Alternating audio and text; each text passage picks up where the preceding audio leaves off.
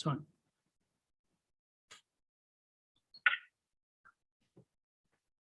Good. Hi, good evening, everybody. Welcome to the first overview and scrutiny committee meeting of the 2021-22 municipal year. Of course, we're meeting what kind of feels like the night after the Lord Mayor's show, given the football result we had last night. For those who don't know and probably watching at home particularly, my name is Hitesh Taylor and I'm Councillor for East Acton Ward, and I'm going to be the chair of this committee for this year. I'm sure people are aware, obviously around the room and maybe the people watching, that there have been some changes at the council in recent weeks. We've got a new council leadership, and we've got the new leader with us tonight who's going to be talking to one of the items on our agenda. And the changes have also meant a change in some of the makeup of the scrutiny panels and chairs, and I'll introduce some of the committee members shortly. I think there's one thing I do want to say, perhaps early on, because we'll know that equality will feature large, of course, last year, that I'm pleased to see that this committee, particularly this year, is more demographically more representative than it has been certainly over the last 2 or 3 years. And I do welcome every member to the committee tonight. But let me just talk briefly about some housekeeping rules. Members would have been sent a briefing paper, but just for the benefit of people online as well, this is a hybrid meeting, so it means it's part virtual and part in-person meeting, and it's the first one the council's holding post the ending of legislation that's enabled us to hold these virtual meetings. People be aware, I'm sure members, that a lot of our meetings are still being held virtually online, as they're not making key decisions, and we know all the panels in the meantime, scrutiny panels, are being held virtually. Now tonight, although we don't have a key decision on the agenda, the council is testing the AV facilities as we move back towards safe meetings once the restrictions are lifted fully. So that's why we've got some members, and I appreciate you coming along tonight, while others are partaking online. And if you are watching online, you'll see members here tonight from a camera feed. Won't see us close up, I'm afraid, colleagues. While those attending virtually, you will see them clearly on your screens. But can I remind members who are attending virtually, please have a neutral background when you're speaking. And if you wish to speak to any of the items, please either use the hands up or the chat function, and the officers will keep an eye on throughout the meeting. And also remind members that what you say in the audio feed while your microphone is on will be broadcast live and recorded. So please don't ask me to channel my inner Davina McCall. And just to remind you that the meeting is being broadcast on the council's YouTube channel. So just briefly, I know we've got 1 or 2 new members here today and also online. It's for the benefit of those members. And sorry if other people might notice, just really about what the role of overview and scrutiny is. The council is led by an executive. Other councils, all councils, do have a responsibility to hold that executive to account, that executive being the cabinet in this case. Now, clearly we operate in a political environment, but at its core, scrutiny should be to provide constructive, critical friend challenge, to amplify the voices and concerns of the public, be led by independent people, take responsibility for their role, and also to drive improvement in public services. There are recognised to be 3 additional principles for good governance, effective scrutiny, which I'm sure that the new leadership and perhaps next year following elections we can embrace. That's accountability, transparency and involvement. So moving on, everybody's had their agenda. We've got 3 main items to discuss tonight. We're going to be discussing the upcoming council plan, which is to be agreed at the full council meeting in about 12 days' time.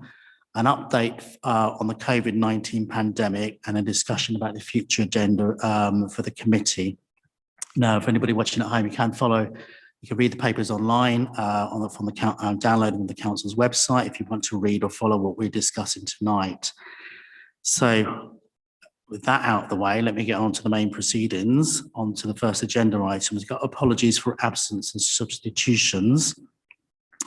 Now, we've got no apologies have been given tonight. Everybody's attending either physically in this room tonight or online. So I'm just going to quickly ask all councillors here present just to confirm they are names. First of all, is physical ones. I'm going to start alphabetically. I've got Louise Brett. Thank you. Paul Driscoll. Seema Kamar. Miriam, oh, she's not here. She's virtually. Sarah Rooney. Chris Summers. Simon Woodruff and Tony Young. Thank you, Chair. And Faye Block, who's was on a different list, but welcome, Faye. And attending online, just confirm they're all there. Councillor Praveen Anand. Present, Chair. Okay. Councillor Tara Anjum.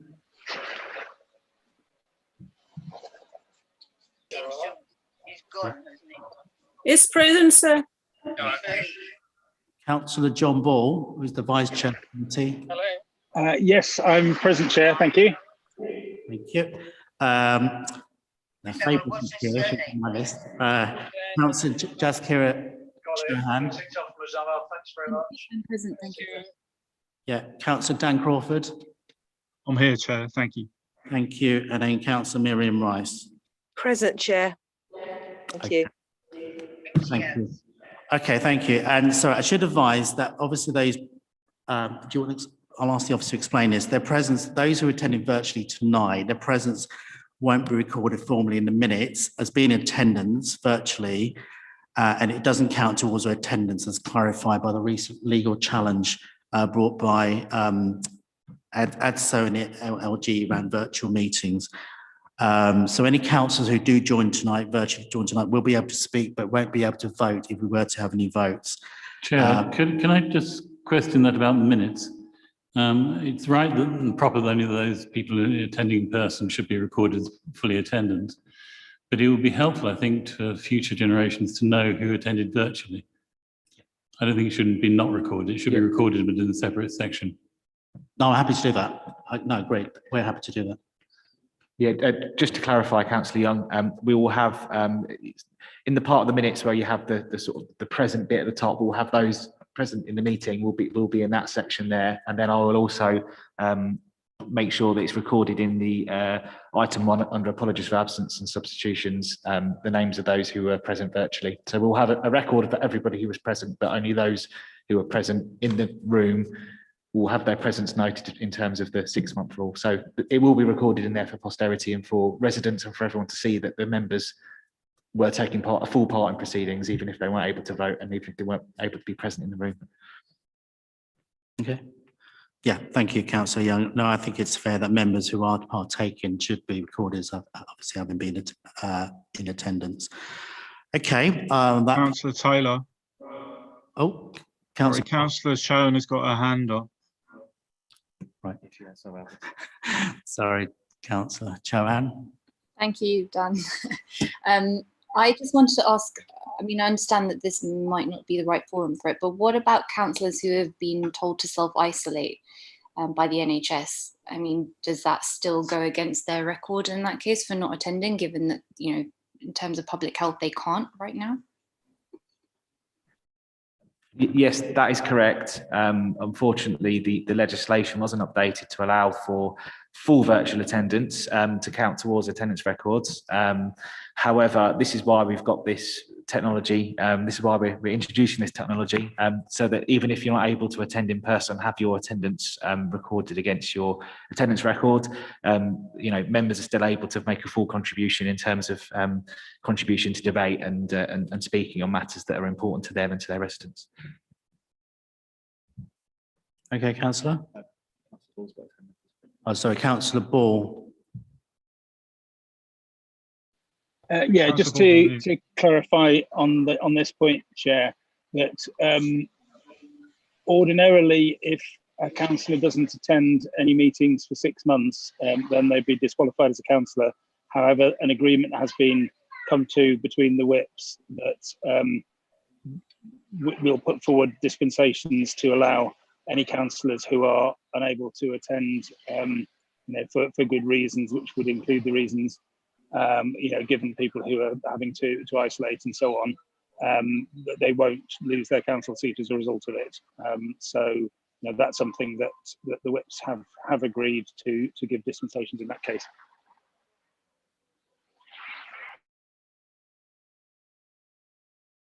So just to clarify that there are discussions going on with whips around ensuring that if there are members that aren't able to make it to meetings for various reasons for a long period of time, that dispensations can be granted for that as well. So there's things in place there that we can put into place if there are They have to be issues. granted by full council and before the 6 months has elapsed. That's correct. Yeah. So we're managing the situation is the message. Thank you. Is there any more questions from councillors online? Any questions? Councillor still got his hand up, Chair, but I think it's what do we call it? A legacy hand? Yeah, sorry, legacy hand, I'll put it down. Okay, all right. This is going to be one of those meetings. This is our first hybrid meeting.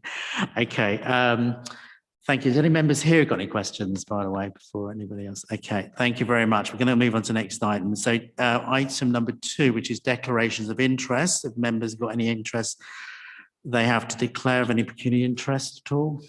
I'm looking around the room. Anybody online? No, thank you very much. Item 3, urgent matters. We're not aware of any urgent matters to discuss tonight. Item 4, which is matters to be considered in private. All matters being considered tonight are in public.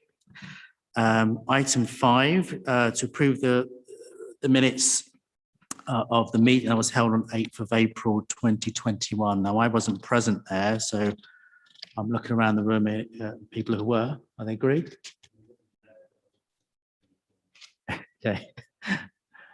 Was anybody at that meeting? Do you agree with the minutes? I'd say agree with the minutes. I'd recommend. Thank you very much. We'll agree with the minutes. Right. Okay. Moving on to our first big item. So we're going to discuss the Council Plan 21-22. I'm pleased tonight that we've got Councillor Peter Mason here present, who's the new leader of the council, alongside Kieran Reed, who's our Director of Strategy and Communications. We're going to present the council plan. It was due to be considered by Cabinet next week, but it's actually now going to go straight forward to the council meeting on the 20th of July. Members will have received a draft of the council plan a couple of nights ago on the 6th of July as a separate documented agenda. And for anybody who wants to read the papers who may be at home, that can be found online. And I think the final version prior to council will be published next week along with the council agenda. So at the moment we considered the draft version tonight. So I'll ask Peter and Kieran to present the report and then invite comments and questions from members present here physically as well as virtually. And so I'll hand over to Peter and Kieran. Thank you. Thank you, Chair, and it's a pleasure to be here with the new committee and sort of echo your words in terms of making sure that the sort of the diversity that we have within the borough and in the council is reflected also in our committee appointments. So I'm pleased that we have not just a diverse Overview and Scrutiny Committee, but also the Cabinet that's leading the implementation of the council plan. I thought what I'd do is just give you a bit of context and to sort of explain a bit about where the new administration is coming from, that really, I hope, gives a foundation to the things that we are saying that we're going to do over the forthcoming year. As members know, we've been through this a few times now, some of us many more times than others. The council plan is our ability to help us not just monitor our statutory duties that we have to do as a local authority, but really to be able to respond to new and emerging challenges. But more fundamentally than that, it is the manifestation of the administration's manifesto. It is the document that tells the council and the public what we intend to do based on the mandate that we have from them to deliver it. And in 2018, when this administration was elected, we had a series of contexts. We knew the challenges that we were facing at that time. We knew that we had the impending problem of Brexit. We were very aware of the 8 years of austerity that we had faced. We were very conscious of the broken markets in the delivery of public services. That means that so much of our public service is delivered for profit as opposed to for public good. but also the pressures that we face as a local authority with an increasing demand for adult and children's social care, as well as the increasing rates of homelessness that we see within the community. I'm not sure any of us could have predicted in 2018 that in 2021 we would be dealing with new contexts, the context of COVID-19, of the climate crisis, and of the sharp focus on the inequalities that exist in our society has been brought to the political discourse and the civic discourse that we've experienced over the last 18 months. That means the priorities that we had in 2018 are different to the priorities that we have in 2021. And the new administration has set out within the council plan that those priorities are very much clearly focused, first and foremost around creating good jobs. We in Ealing have the second highest number of people on furlough. We also have the fourth highest number of people on in-work benefits. And given what we know about inequality and poverty, so much of the ability of our residents to be able to lead good, fulfilling lives depends on their ability to be able to have a decent living income. So emerging from COVID and emerging from lockdown and emerging from the economic recession that has happened as a consequence, the administration will be putting a sharp focus on making sure that our priority is creating good jobs across the board, making sure that we use our supply chain as a council to encourage good terms of income, but also the things that we need within the supply chain and the wider economy to support new and emerging jobs, not just poor jobs. We know that on the western edge of the borough, the average income in somewhere like Southall Green, the area that I represent, is £16,000. Yet on the eastern edge of the borough in Southfields, that average income is £40,000. And we will not be able to make a substantial impact to the lives of our residents if we're not able to do something about creating good jobs. The second is tackling the climate crisis. We know that the patterns of behaviour within our city have fundamentally changed. Once you take out a public transportation system because people aren't commuting, you have new and very interesting patterns of behaviour. You have people who've been deeply embedded in their communities, accessing green space in a way that they've never been before, and are increasingly conscious about the growth and development that happens within the borough.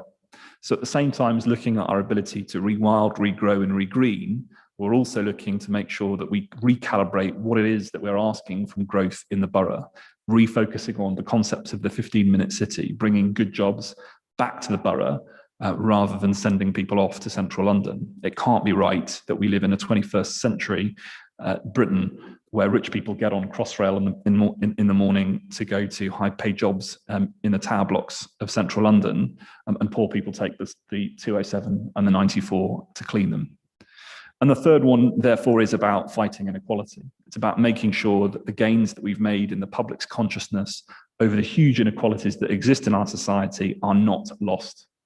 If you are a woman living in Northfields, you will live for 15 years longer than if you are a woman living in Norwood Green. If you're a black young child living on a council estate in Northolt or Greenford, you will be disproportionately more likely to be excluded from school than your white classmates.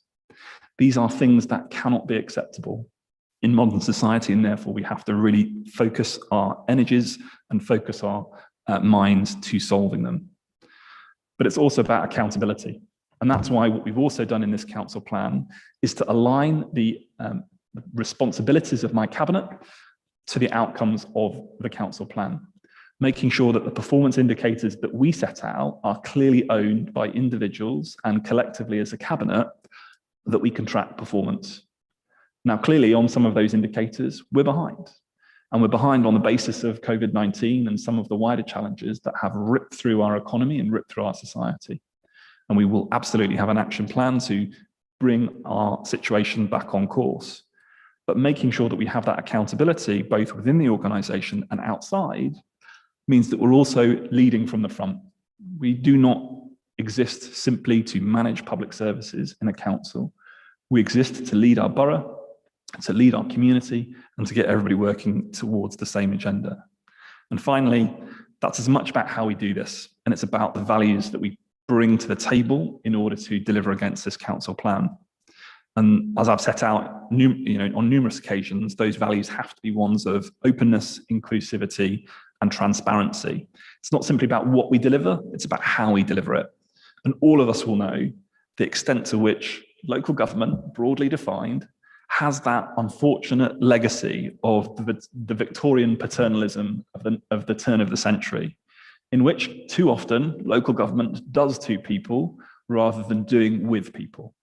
And therefore, so much of what you will see in the focus of the new council plan is a method that seeks to go to communities, to give them power, to hand control to them, and to respect the growing identities within our 7 towns that have been so enhanced by people being so local in their communities as a consequence of COVID. People are in much, much more possession of their local communities. They spend more time in them. They love them more. And therefore, we've got to demonstrate that we love them too, and to help them love them even more. So without further ado, I'm going to hand over to Kieran Reed, who will take you through a bit more of the nuts and bolts about how this is going to work. Okay, thank you, Leader. Good evening, members. I'm Kieran Reed, the Council's Director for Strategy and Engagement, and my team facilitate the organisation to produce the council plan and track our performance. If we can move on to the next slide, please. I'll try and add to what the leaders said rather than go over ground, but I think it is really important to emphasise a few of these points. The council plan is our key strategic planning document alongside the medium-term financial strategy, or the budget strategy, as some of you will know it. It's where we set out, as the leader's done, how political priorities inform the organisation's priorities, and then inclusion in the council plan, the commitment to something, the identification of that priority, then informs the levers, if you like, that the council has. Resource allocation decisions, where we put our money, our performance tracking, so programme management, service level business plans, that golden thread of delivery. As the leaders mentioned, accountability to deliver to the times we've said, and also to track performance on our key performance indicators. And really importantly, the council plans and the setting of those priorities and the commitment to them is a really important tool to help us communicate and tell our story and set out our vision to staff, residents and partners. Now, I don't for a moment imagine that most residents or even most staff are going to read the whole of the council plan, but having those clear priorities, having that performance framework, those regular updates, gives us the information to tell that story on an ongoing basis. So if we could move on, please. Again, this is quite a busy slide, and I won't try and speak to all the points on it, but I think it is really worth acknowledging that we're in quite unusual times this year in terms of setting the council plan and the context for the council. Certainly the draft document that you've got celebrates the achievements of the last year, and I think that's absolutely right that the council and its partners in the community does celebrate the way people came together, whether it's through eating together, through PPE, through support to businesses. And this has got relevance to looking ahead as well, because notwithstanding the changes to restrictions that the government have announced in a couple of weeks, lots of activity on COVID will be part of our delivery plan this year, and the plan recognises that. But we do want to use that point to celebrate some of those achievements of the council and partners over the last year. Again, if we could move on. And this is a really good example, I think, of that, a few of those points kind of coming together.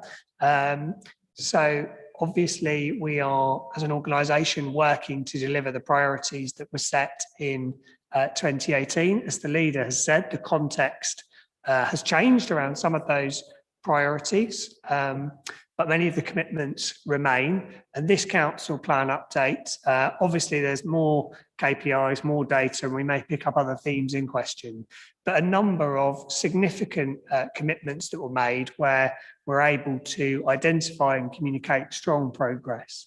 So with a year to go in this administration, we're over 3/4 of the way to the 2,500 genuinely affordable homes target. The target on planting 30,000 trees has been met and exceeded a year early. Similarly, the 4-year target for new apprenticeships has been met a year early, notwithstanding how difficult and how few apprenticeships have actually been created for obvious reasons during the last year. Greener Ealing Limited has been created, brought back under council control with the London Living Wage paid to those staff. A really significant programme delivered through our Future Ealing work that's a good example of the council plan priorities informing resource allocation, informing governance, informing project management. And through schools, really exceptional performance on that value added measure, putting our schools collectively first in the country, which is obviously to be celebrated. If we could move on, Sam. The leaders set out the 3 priorities for his administration very clearly, and I won't go over them other than to say, obviously, they inform and structure the plan, the priorities and the delivery for this year. And if we move to the next slide, the new administration has set new portfolios on an outcome basis, and you can see those 9 portfolios there. One of the things the council's done in recent years is to take an outcomes focused approach. We've called that Future Ealing in the last few years, but the approach has been to think about the outcome we want in the community and how can we best achieve that, rather than, to think in service lines, to think about outcomes for residents. So one of the things that this plan does is align those outcomes to the member portfolios, which again, in the principle of golden thread through delivery, accountability for delivery and transparency around priorities, I think is a helpful step. And you'll see the plan structured in that way, and the performance framework at the back of the document similarly structured in that way. That performance framework, as members will know, is reported quarterly to Cabinet throughout the year.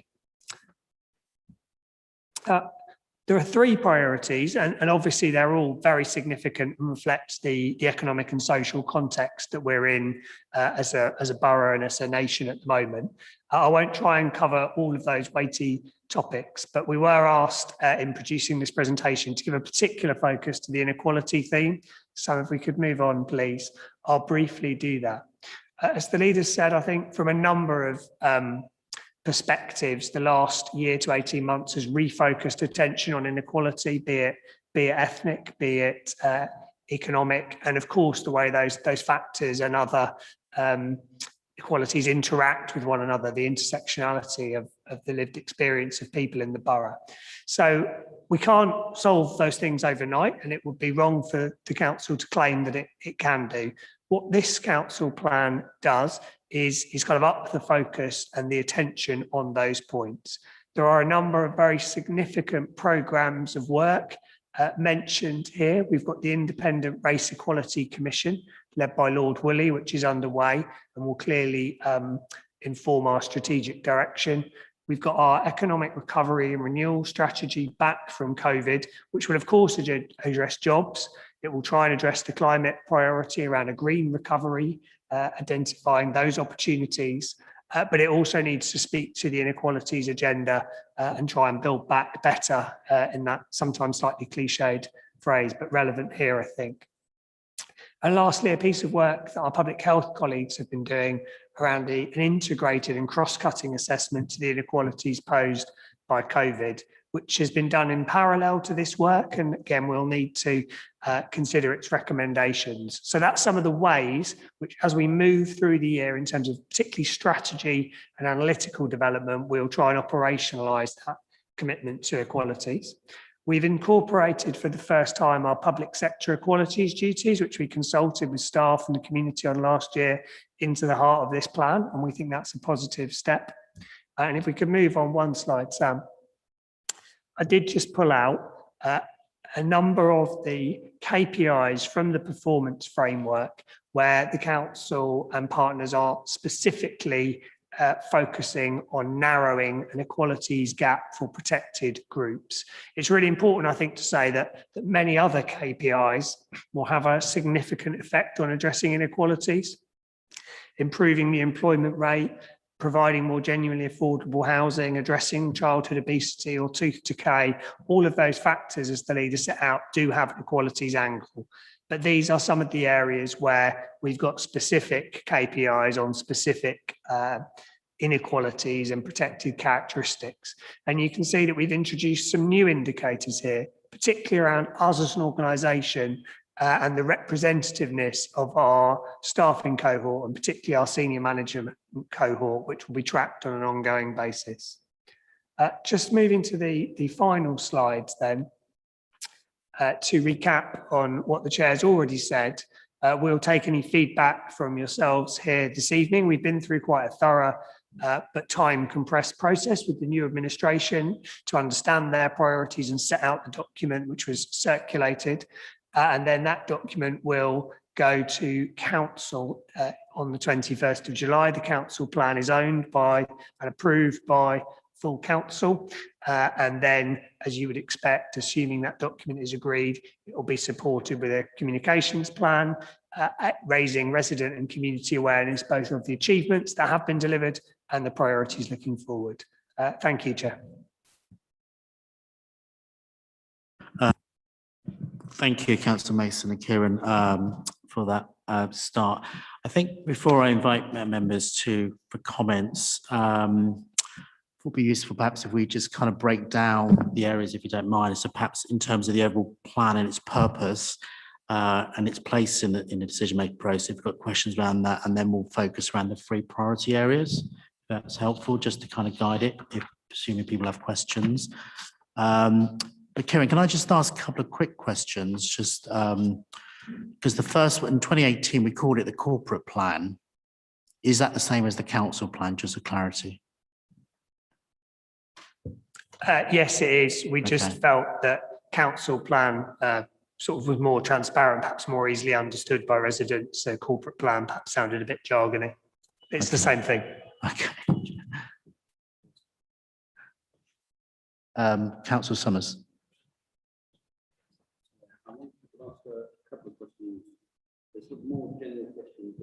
Have you got your microphone on, Councillor? It's the no, sorry, now. Yeah, the sort of general questions rather than specific questions. One, well, actually, maybe the first is not. Councillor Mason was talking about, you know, the effect of COVID and the rapidly changing, world we've had in the last 18 months. And obviously one of those big changes is home working, massive increase in home working. And I'm aware in my ward, well, I imagine all over the borough, there are sort of little black holes where, Wi-Fi is not as good as in other areas. I just wondered, is the council, how is the council sort of tackling that? Has it got, close working relationships with broadband companies, delivery companies to address that? Because obviously, a lot of these new jobs may well be home working. And the second question is about the bit which was mentioned about priorities, getting over to residents the council's vision and priorities. I mean, I had in the last week just had an email from a local resident saying, we want traffic bollards put in on our road, Islip Manor Road in Northolt. I think it was being priced before as £5,000 or whatever, and I had to sort of explain it to him that that's the sort of thing. It was just to preserve the verge, to stop the verge withering away by cars. I had to sort of express that we don't have that sort of money. I just wondered how you're going to go about getting through to residents that they might have to lower their aspirations for some of the things that previously we were spending our money on.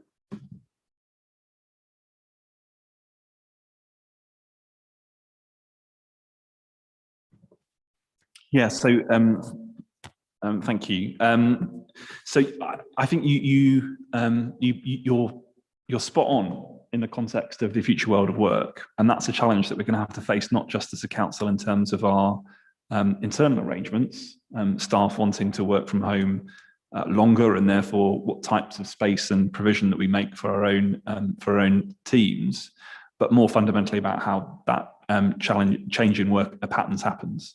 We have seen fundamentally less people use public transport. That's why TfL's finances are so shot.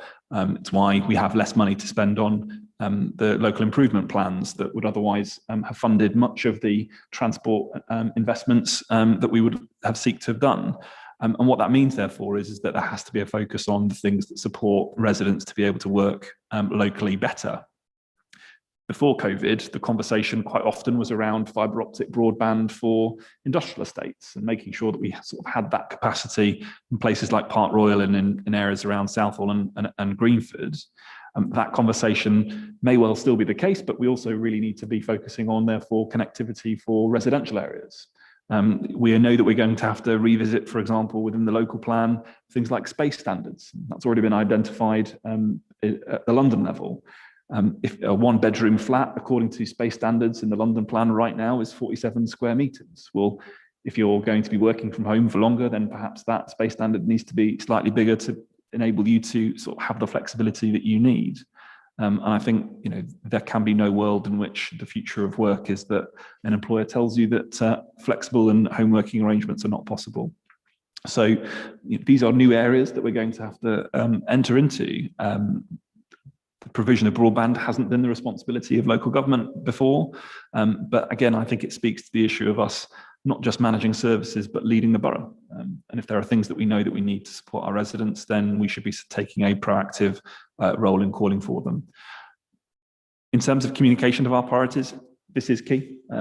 We are doing some work internally to sort of look at how we communicate and communicate better. But we're always going to have to be able to be really clear with residents about what expectations are and about the resources that we have available to us. One of the things that I talked about in the beginning is the context, right? And yes, the new context might be COVID, but the context of austerity continues. The context of Brexit still continues. We have less people. We have lower demands on things like primary schools, but we have huge degrees of challenges when it comes to our finances. We have £4 for every 10 that we once had, and therefore making sure that we're clear about what we can achieve and what we need the community to sort of be part of and help us with is important too. I'll go over the ground the leaders covered, you'll be pleased to hear. Just to respond to the first point, Councillor Summers, we've got in the commitments around kind of investment, the commitment to develop a strategy around engaging with the market on digital infrastructure to try and play that influencing role both for residents, businesses and service delivery aspirations. So I think it is a market influencing and engaging role. It's not one where the council has direct delivery capability or responsibility or powers, but that is in there. On the second point, absolutely. I think we need to continue to try and have that open, honest, transparent dialogue with residents. We've done that through a number of attempts in recent years, campaigns, engagements, but it's certainly something, as the leader says, we need to continue to do. Thank you. I'm going to take Councillor Ball, who's online. Councillor Ball. Thank you, Chair. Yes. So two questions, if that's okay. So the first one is, I heard what the leader said about aligning the new portfolios with the deliverables, but is it not unhelpful that the new portfolios aren't clear to residents in terms of who is responsible for kind of basic services like streets, parks, or schools? That's something that's come up quite a lot since the new portfolios were announced. And then the other question is, following on actually from Councillor Summers' question, what expenditure areas is the new administration deprioritising in order to make room for the new priorities that are in this plan? Okay, thank you, Councillor Ball. I don't know if it's me or the hearing. I think I'm struggling. We're struggling to hear you. It's a bit echoey, Councillor. So, but we think we got the gist of it. Councillor Mason, do you want to address those points? Yeah, I have to say I'm also loving, Councillor Ball, the fact that we've sort of clearly caught you at dinner, and we can see your well-spent lemon, which I hope went on, some nice fish. Maybe was that what it was? Give me a thumbs up. No, yeah, thumbs up. There we go. Yeah, good bit of. That was a thumbs up. I'm on. The reason I'm virtual is I'm on holiday, so I'm interrupting a family holiday to scrutinise you, leader.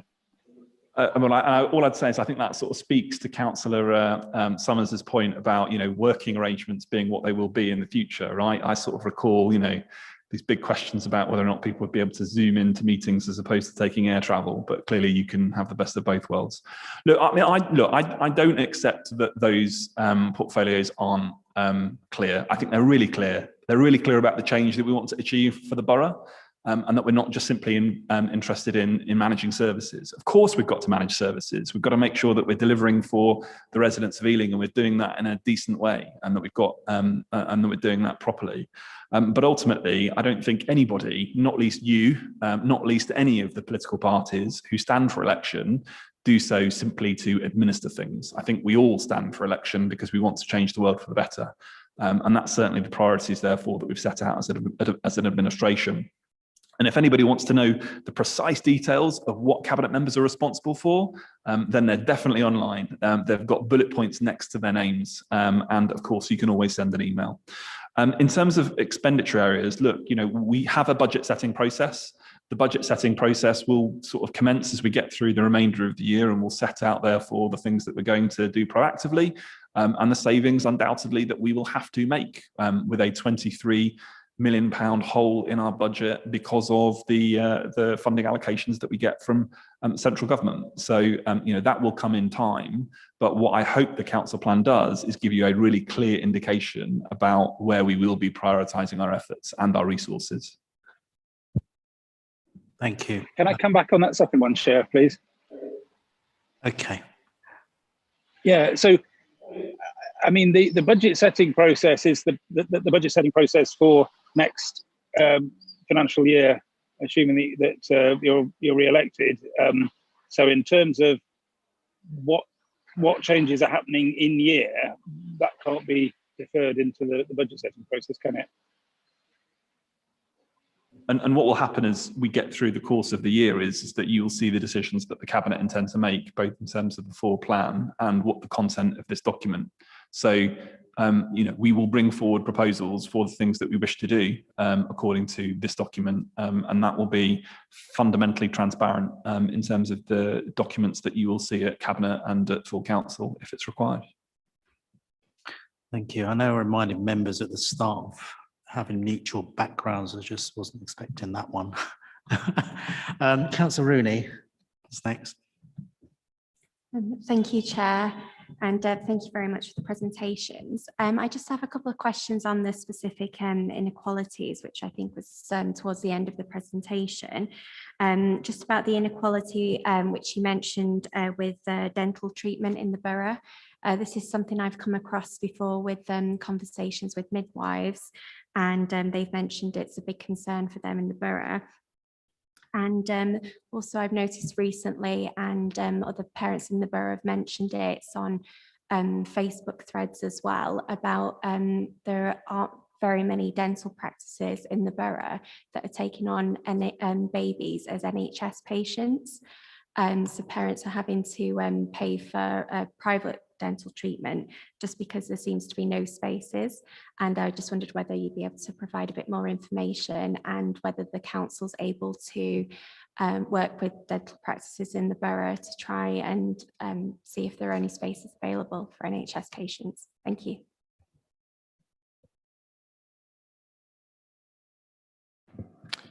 Thank you, Councillor, for the question.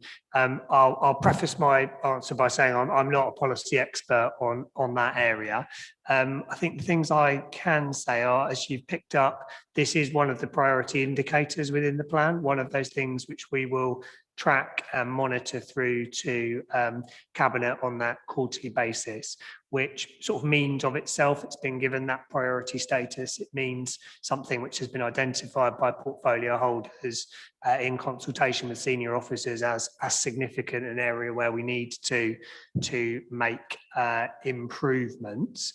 The narrative on this area in terms of both achievements and sort of delivery priorities is set out on page 27 and 28 of the plan in the version that was circulated. So there are some sort of commitments, some sort of practical things that the team in partnership with our health colleagues will be looking to do around engaging via schools, toothbrushing programs, and specifically try and take an inequalities-led approach to that. In terms of further detail around what might happen and how that might roll out, I think we have to take that away and come back to you, I'm afraid. Thank you. Just ask a very quick follow-up question. Just on the issue with people not being able to register their children on as NHS patients. Do you have any information what's currently being done about that? Because it's quite a lot to pay £50 for a one-off appointment. And so I think that's going to definitely affect dental inequality in the borough if people aren't able to pay for private dental treatment. Thank you. Yeah, I mean, access to sort of primary care services, whether that's sort of GPs or dentists, is sort of one of those huge topics whereby because it sits outside of effectively, we're talking in most circumstances, sort of private, private organisations, private companies, and private setups, because they sit outside of the NHS, forever, always. Planning for decent primary care and dentistry is one of those serious challenges in which the NHS tries to do its best to be able to commission and to arrange. But we invariably end up sort of having to deal with the situation that we do in the market. So, GP practices, for example, we know that we still have a disproportionately high number of single-handed GP practices in places like Southall and in Greenford. And actually, if we were able to sort of increase capacity and to be able to increase the sort of specialisms that they're able to do, then, that's as much about sort of the type of sort of market. I mean, I sort of hate the term market management because it's not, there's no real market in GP or dentistry services. You need a GP and you need a dentist. Pretty fundamental to what we need. So as much of that is an influencing role with the NHS and with those who sort of who commission those services or get them off the ground. But you're right. It's not acceptable that we don't have the volume of places that we need that force people into having to go for private treatment. And if that's something that we can pick up with sort of greater clarity as we go through the process of implementing the council plan and delivering it, then I think we'd want to do that. Thank you. I think just as a reminder, I remembered, I think 4 years ago, there was a pilot project involved in Southall about improving dental health as well. I don't know the status of that now, but there was real concerns about poor oral health, really, and that's linked to poverty as well back then. So I don't know the status of that, but perhaps your cabinet member can find out more. I mean, look, absolutely. I mean, one of the big discussions that sort of came out of COVID, well, at the intersection of the two incredibly important discussions around both Black Lives Matter and the disproportionate impact of COVID on BME communities, was the fact that we've known for decades about the wider determinants of public health. We've known that if you are poorer and if you are BME, you are much more disproportionately likely to have worse health outcomes across the board, right? Life expectancy, healthy life expectancy, mental health, and across so many other indicators as well. And what we've got to do, I think, as a council, in terms of our understanding of both inequality and good health, is not just look at that whole challenge through the prism of public health. It can't be that we just have a public health budget that says that we spend a bit of money here on health improvement and a bit of money here on health protection. We've got to understand that everything that the council does, whether it's the economic regeneration of a high street, it's the delivery of genuinely affordable homes, or it's the good start in life that we give to kids in terms of their ability to get good education, both in primary and value added, which we are number one in I think, the country. All of that supports good health, because if you have the ability to lead a good life, where you've got a good, decent income and you've got a stable roof over your head, you're more likely to be able to have and make good choices about your own personal health. And you know, that's a pilot, and that's some of the thinking that actually sits under things like, for example, Let's Go Southall, you know, a huge program of investment in helping people become more active, recognizing that, as Marmot said, you know, universal proportionalism, you've got to get everybody to go on that journey, but you've really got to focus your efforts to make sure that you're having the best impact. Okay, I've got a few questions. A few hands up, but can I just go to Councillor Chauhan first, who's online, before I come to the room? Thank you, Chair. Yeah, I just wanted us to sort of think a little bit more about the term inequality, and we've focused a lot on health inequalities, but also I'd like some reflections on environmental inequalities as well, to think about, you know, particularly air quality, how the council's own sort of building agenda, say in Southall in particular, could be adversely impacting air quality, for instance, and just to understand how that idea of inequality is actually being reevaluated in the way in our own policy and our council plan going ahead. Have events over the last year sort of brought about a deeper reflection about the policies that we're also implementing, any policy directional changes? Yeah, I think those were the sort of main questions I had around that term. Yeah, I mean, in short, the answer is absolutely yes. And you know, London faces a huge challenge, right? And London faces a huge challenge as well as the rest of the country. You know, too often the conversation about the growth in London has been predicated on the notion that we need lots of infrastructure to sort of help people get from one part of the city to another, so that they can get access to central London and central London jobs. And what that does for lots of London boroughs and for lots of cities is set them down off a path of sort of commercial, office, industrial and residential specialisation. And that's pretty much the heart of the then Mayor of London's Area Opportunity Framework for Southall in 2014, that effectively set out the future vision of Southall not as an industrial heartland, as it once was, that had manufacturing jobs, many of them well paid, a lot of them not well paid, and that's why the role of trade unions is so important. But it set a vision for Southall's future as one of being a residential community. And that's the Area Opportunities Framework. And when you sort of look at that framework in the context of COVID and the complete collapse of the central activity zone and jobs, and of Heathrow, by the way, in terms of its supply chain and its workforce, you're left in a scenario in which the highest rates of in-work benefit and the highest rates of furlough are in a community like Southall. And if you therefore need to really think about the sort of the economic inequality and the financial inequality that exists in this borough, absolutely it is in places and it's in communities like Southall. And that means our vision has to change. And that's why I wrote to the Mayor of London to say that I'd quite like to revoke the Area Opportunity Framework for Southall, and in the course of our local plan, really focus instead on bringing good jobs back to Southall, bringing employment uses back to Southall, so that we're not sort of constantly locked into a conversation, a spiraling conversation in lots of parts of London that sees sort of embodied carbon going into very tall buildings made of concrete and steel, in which we sort of provide some affordable homes as a consequence of the way that the planning system is regulated and about to be eviscerated by the planning bill, but that's a matter for another day.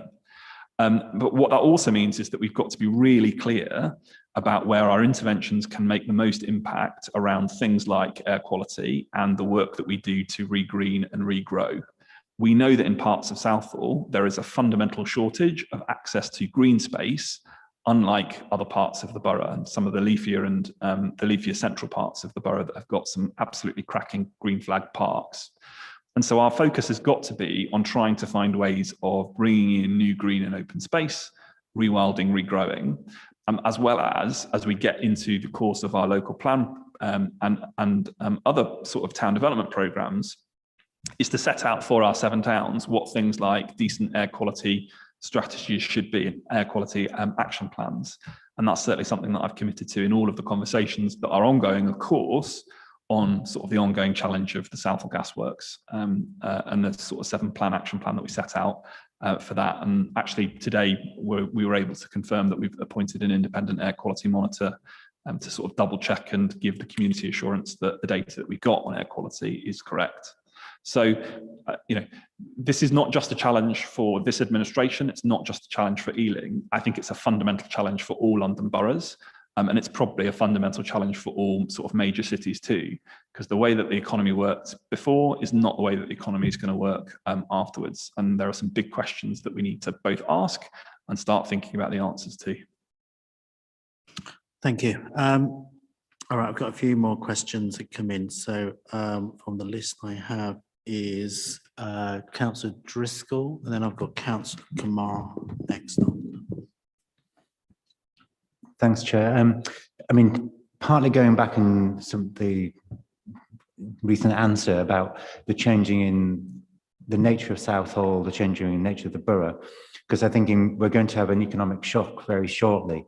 Furlough is going to end, and what that outcome will not just affect Ealing, London, the nation, so we'll all have potentially a significant economic shock. Knowing the figures about in-work poverty, in-work benefits, I mean, these are long-term structural problems about low wages, and we're going to have a shock that's going to be, we don't know what it's going to be very shortly. So we've got some things that have been in the pipeline for a long time, and some things which are going to appear very suddenly. So the solution to this, and like changing planning, changing outreach of an area, is very much long-term, and trying to attract business in inward investment isn't going to be that solution which a lot of residents need in a very immediate sense. So we've got several different problems needing different solutions, some of them more immediate, some of them more long-term. And I wonder about the council's role in this. We've got a role as setting a climate, setting an agenda, nudging and encouraging, but how much power and influence will we have in some of these when we've got COVID recovery happening and furlough ending, and it'll be on such a scale that probably we will be struggling as a country. So I'm just wondering, grappling with all those issues, how are we as a council going to try and do our bit to address them? Because there's some long-term and massive, very short-term issues, which will only become apparent several months after this plan is agreed. So just thinking about where we're going after we've agreed a plan, how is it going to change, how it's going to be flexible. So understanding some of that thinking would be helpful. Thank you. Yeah, look, absolutely. Look, there are things that you rightly identify that are sort of a long-term and medium-term, but the short, hard reality is that furlough is coming to an end. And with the second highest number of people on furlough, you can imagine what that's going to mean for the labour market and for residents of our borough. It is going to be catastrophic. It's why we've set out to government that there needs to be a more flexible end to the furlough scheme as the economy improves, and there being greater degrees of flexibility. It's a bit like, and I'm sure we'll come to it later in terms of in terms of COVID. Equally, we set out to government that we need mechanisms for local discretionary payments for people who test positive for COVID. We've made that ask every single time that we've ever asked of government a request, and it has continually been denied, which means that somebody who works effectively a 0 hours contract in any number of our food factories in either Park Royal or in Old Oak or even in Southall, we've had instances in which people who've tested positive for COVID have turned up to work. Because they simply cannot afford to lose a day's pay, because that's the difference between feeding their kids and them going hungry. And so there has to be a degree of national action and national energy and national focus on the issue of furlough and the creation of sort of decent jobs and the insurance that people have got in that circumstance. As a council, we've got hard and we've got soft power. We do run programmes, and we run programmes with the West London Alliance and others. We have a very successful health and work programme that's been running for quite a number of years that matches sort of businesses who know that they have to sort of work with the community with people who've been sort of out of work on a long-term basis because of health reasons. and sort of providing the intensive support that is required for those people to be able to sort of be in the labour market and therefore to have jobs. And that's been highly successful, to the extent that we're hopeful that we'll get even more funding to be able to support that project.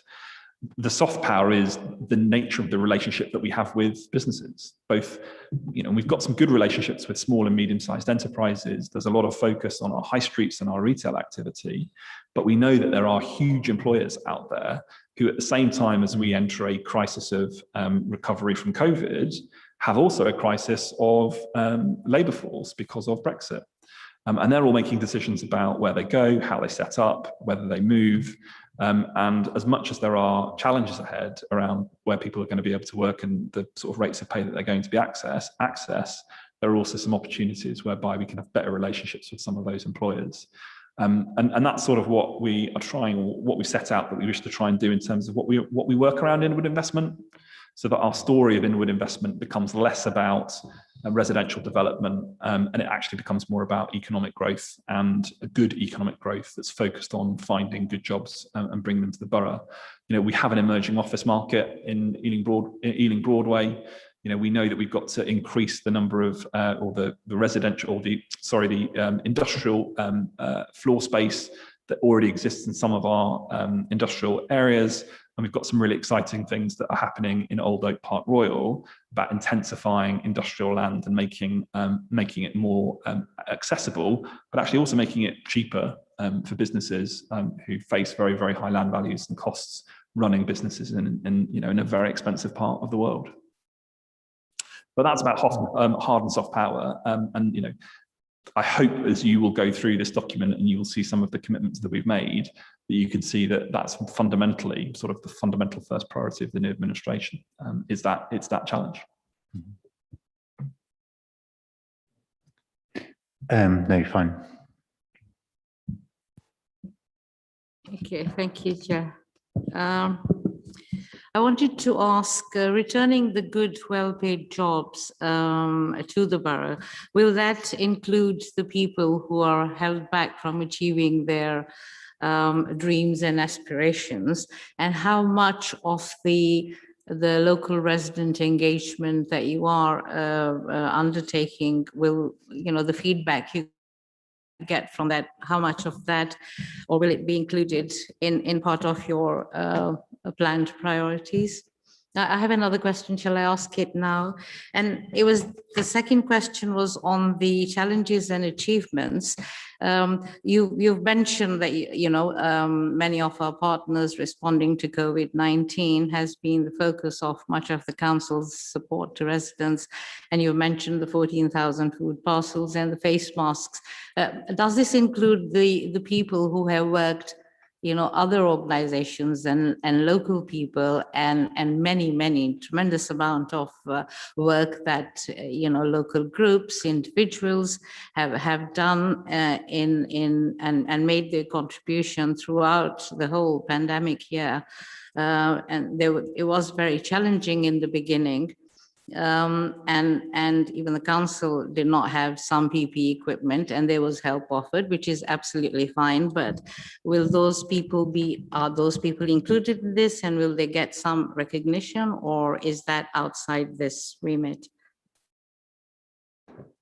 Thank you, Councillor Kumar.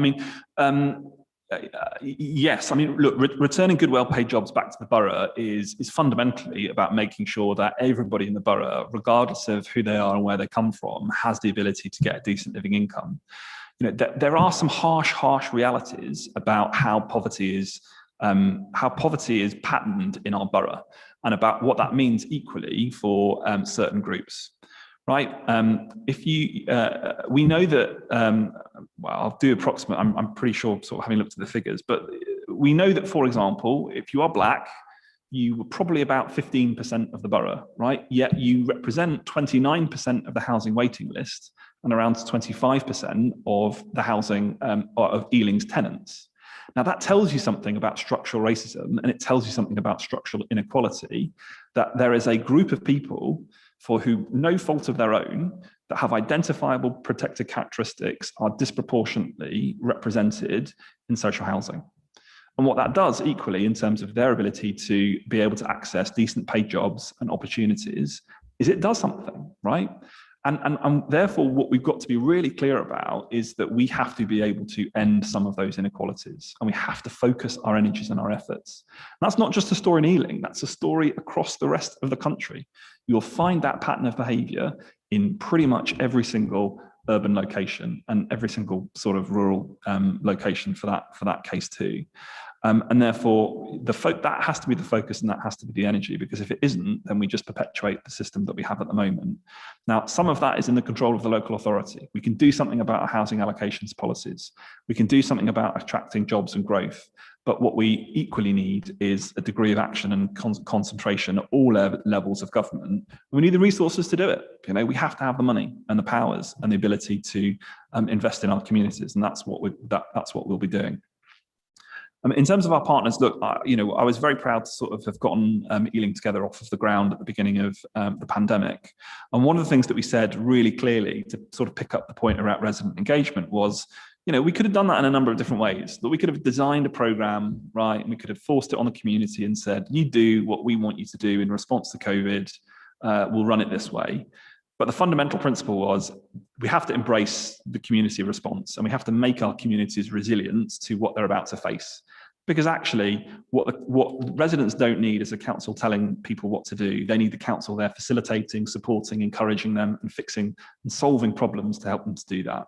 And Ealing Together, I thought, was a great partnership that therefore brought loads of community organisations together to be able to provide the type of care and support and love for neighbours that enable people to get through the crisis, not just in terms of helping to support them in terms of food packages, but sort of tackling social isolation and just togetherness that was sorely lacking, I think we all experienced through different parts of that lockdown.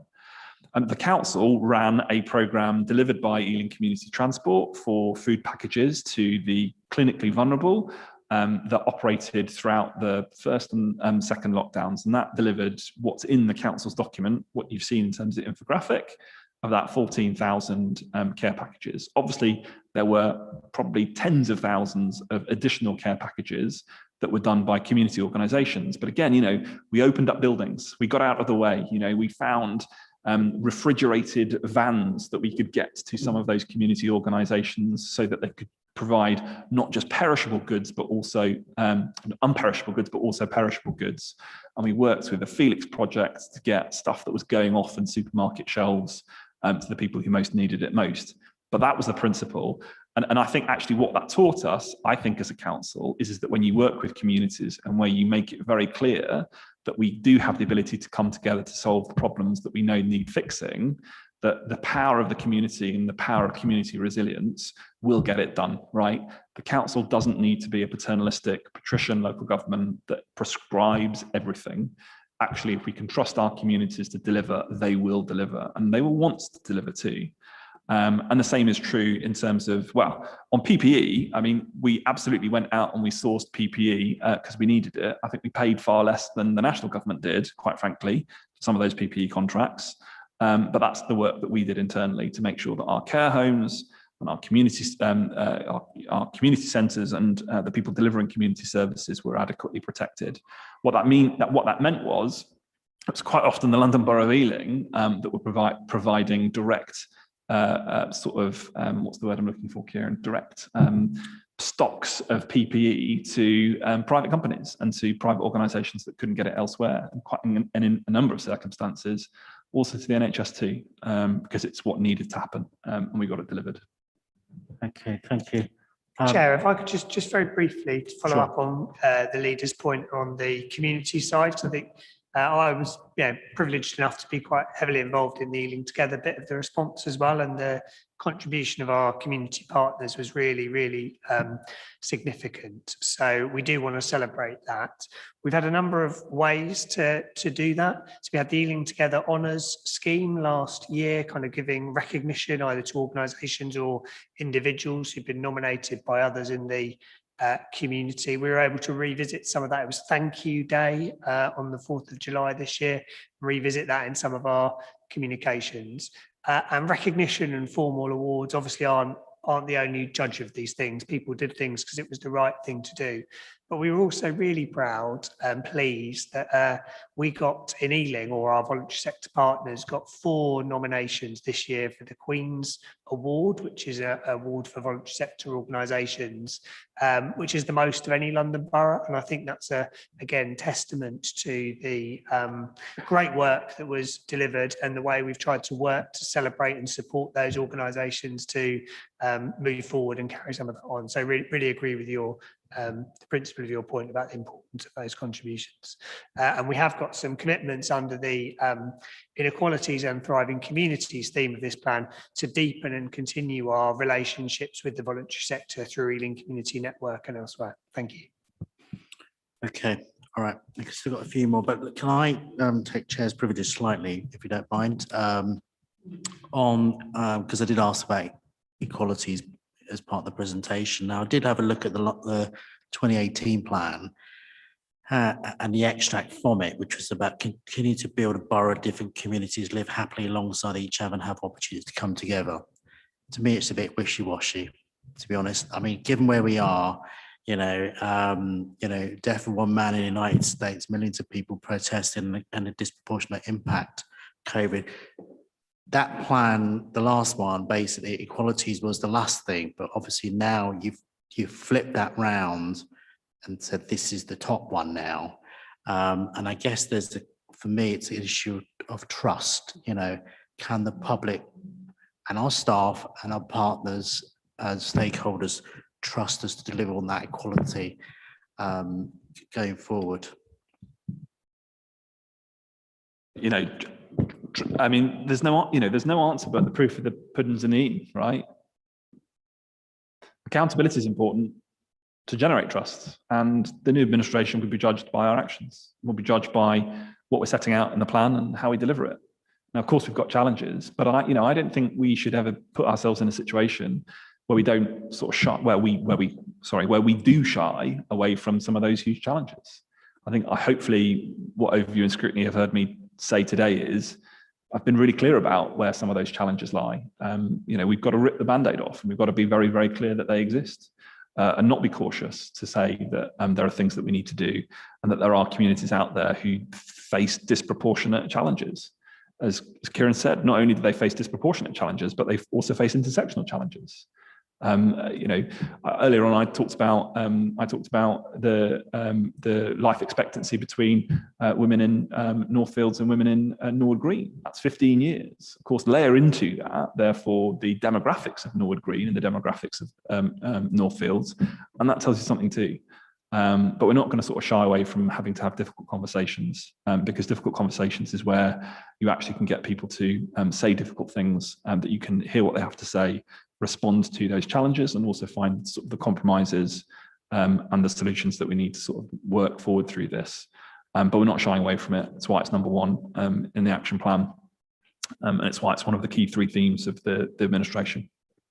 Thank you. And again, Chair, could I briefly, just on the workforce side of the equation, which you asked about, the plan references the big conversation with staff, which has been held over the last 6 months. Members who on One Space will have seen the results of that, which were recently published, in terms of both the findings of the exercise and also the joint Ealing Directors team kind of response, recognising that we as a leadership team face some of that challenge. We're less diverse than the communities we serve and the staff who work in our teams. We've kind of acknowledged internally that need for high ambition, high commitment, the targets, etc. in the plan, particularly around workforce and diversity are one aspect of that. So I did want to say that we as a senior officer and leadership team recognise our responsibilities on this agenda. And of course that applies to delivering to the community as much as on the workforce side as well. And as the leader said, I'm sure we'll be judged by our actions, not our words as well. So thank you. No, thank you. I mean, we will at a later meeting in the year, we'll have inequalities as a focus. So we'll come back to that. I've got Councillor Block, Woodruff, and then Councillor Brett finally as well. So Councillor Block first. Thank you, Chair. Is that working? Yeah. I was glad to hear from you, Councillor Mason, about not shying away from those difficult decisions. And, I think that applies to lots of these issues that we face, including climate action. There's a lot of actions that have to be taken immediately. I think that the challenges we face with now, we're looking at the 1.5 degrees target being hit by 2025, which will have devastating consequences. And it means that all of us have to think about how we live more sustainably. And so difficult choices that, we will face as communities and that council needs to take leadership on. The question I wanted to ask about was something that covers all of these 9 areas, and mental health really, which, I think when you look at the impacts of lockdown and the pandemic and what it's done to our children, our communities, and to each of us, I think that there's a big challenge there, how we're all feeling, how we'll be coming out of this, and when we're looking at those things like furlough going and jobs, and that impact it will have then as well. I fear that there's a lot of under-reporting probably going on. I know, personally from my own experience and what people have telling me, we want to protect the NHS, we don't want to overload our GPs, etc. So people probably aren't reaching out for help. And then I look at how we are supposed to ensure that well-being. At the moment, I think our schools are doing a tremendous job of trying to make sure our children come back to school and looked after. But, they've got so many challenges. Teachers, they've been teaching in lockdown. We're hearing the government say they want to increase school hours. And so, one of the things that would be great is if the government said they're going to pour lots of money into mental health. And we haven't seen that yet, but we know even before COVID, CAMS, for instance, had 2-year+ waiting lists. So, early intervention is so important, but that wasn't happening because people weren't getting the access they need. So how do we try to, as a council, look after the well-being of our residents? How can we try to make sure we're then not just passing the buck onto professions who are already overburdened and are, don't have the professional skills to be covering such a big task? So not a small question, but I think a really important one. Thank you. No, two hugely important topics. Look, on the climate crisis, we've got a clear job of work ahead of us. And I think, one of the things that is absolutely vital is that we build consent for change. As you rightly identify, the 1.5 degree challenge is super important, and that will be the focus as we go into sort of COP26. And we're doing some work with a climate sort of group, climate assembly on tomorrow actually, to sort of identify what those priorities need to look like. But important and central to that is making sure that the organisation and the council is taking people on a journey that demonstrates that change is necessary. And that means that we've really got to focus how we do things. I talked in the introduction, it's not just as good to say what we want to do, we have to take people with us. And that means, as I say, creating consensus and an agenda for change. There are methods that are out there, and we need to be adopting them. But what we can't do is to sort of simply be, as I said at the outset, a patrician, paternalistic government, local government that tells people what's good for them and expects them to do it. Because unfortunately, in the era of sort of where sort of power, control, and identity are as important to people as socioeconomics, I think people will just do what has happened in other parts of the world, which is to sort of unfortunately involve themselves in some not so great activity. So I think that's really important. In terms of mental health, look, I visited a high school this week, Eltham Park High, ostensibly to talk to some young people about in an art class, which was great to see the work that they were doing as part of a competition to put art on the sides of the green reeling trucks as part of our 1-year anniversary. And seeing the art was great, and it sort of reminded me that the schools were where it sort of reminded me about what it was like to be in school. But in the conversation that I had with the head teacher at the start, he made it really clear he's had to sort of double, if not triple, the support available to both children and staff for access to counselling, because the impact of COVID, it has done something to our sort of individual and our collective consciousnesses, and our mental health in ways that we probably haven't properly appreciated yet. And I think, again, we know what the economic impact of COVID is going to be, because we know that we've got the second highest number of people on furlough. But actually, we could probably find out what the impact has been in terms of people's recourse or referral to mental health support. But I think probably we will see that worsen and deepen as we sort of come out of the final vestiges of lockdown. And that's also in really tactile ways as well. That, how many of us have sort of suffered the loss of a friend or a family member in the last 18 months? How many of us have the opportunity to grieve properly? There are lots of people who haven't had that experience and that ability. And I think as we get sort of into the remainder of this year and beyond, we're gonna really have to be focusing on what that looks like across the board. Some of that will be in, again, new ways of working. It'll be in sort of how we facilitate staff, and not just in Ealing, but also sort of in the wider economy, to sort of have the flexibility that they need in their lives. But we're going to be watching it like a hawk. Okay, thank you. So the last two questions, because I need to wrap it up, this item. But I've got, it was Councillor Woodruff and then Councillor Brett at the end. Okay, thank you. Thank you, Chair. Just to reassure Councillor Block, Scrutiny Panel 2, of which I'm Vice Chair, is looking into children's mental health, wellbeing and resilience. Councillor Ball's Chair. It's I think we've got that. We had a meeting last week and quite exhaustive. There's a huge amount of information about it and lots of things are going on about it. So we're certainly looking. If you want to add anything more, I'm sure can get on to myself or Councillor Ball about that. Another brief thing, I just wanted to support Councillor Rooney about dentistry. I think there's not a lot been said about dentistry, and I think during COVID there's logistical issues about dentistry, about saliva, masks, how you actually do it. But I think it's still not happened a lot on NHS, and I'm hoping, I don't know if Councillor Crawford's committees looked through it, but I would suggest that that committee should have a look at dentistry, because I think it's lots of people have not been getting their teeth looked into and checked out when they should have done it. It's been going on quite a long time. What I really wanted to talk about was about COVID. Obviously, we've got a council plan when everything gets planned for a year, but the way it's going is COVID doesn't sort of conform to our plan things.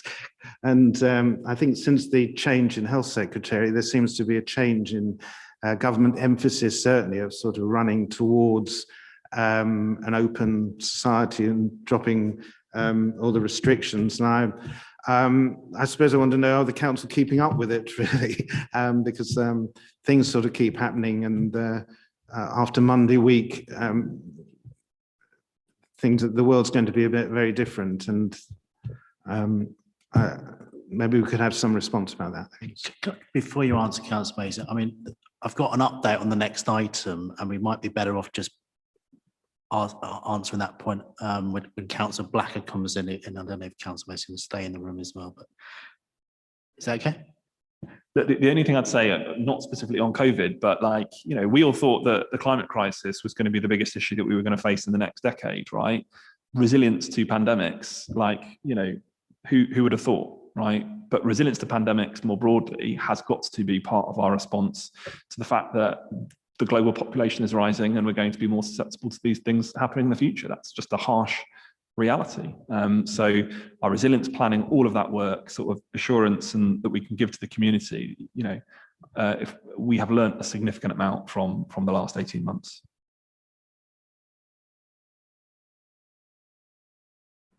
Thank you. So what I loved about the plan is that it's quite futuristic and positive. But I think you mentioned within it around the budget deficit, and that we've got quite a big black hole. And so quite a lot of the stuff feels like it's, oh great, that would be fantastic.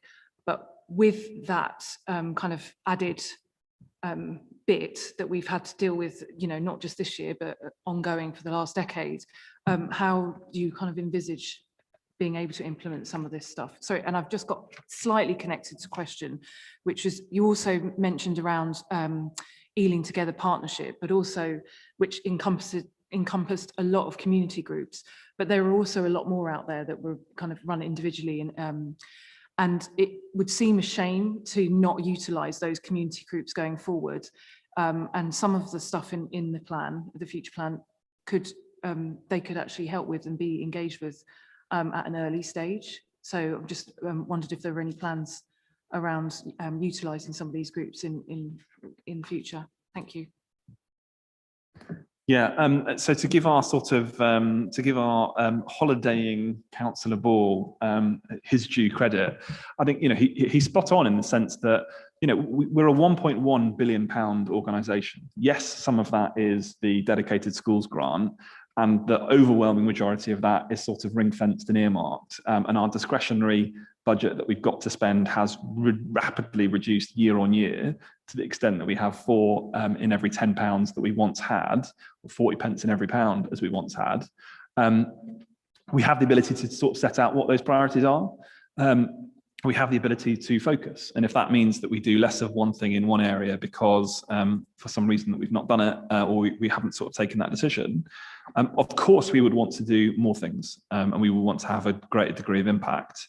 But we're not going to be able to do that so long as the government keep on cutting our budget, and not just in the sort of the central core budget, so long as they sort of dictate to us terms on things like increases on council tax and the social care precepts, so long as they sort of leave the long-term funding of social care unanswered, so long as they sort of change the funding mechanisms for things like how schools are funded, we're always going to have those challenges and those deficits that we're going to have to figure out. And the one for next year is 23 million quid, right? It's not small, it's big, it's 23 million quid.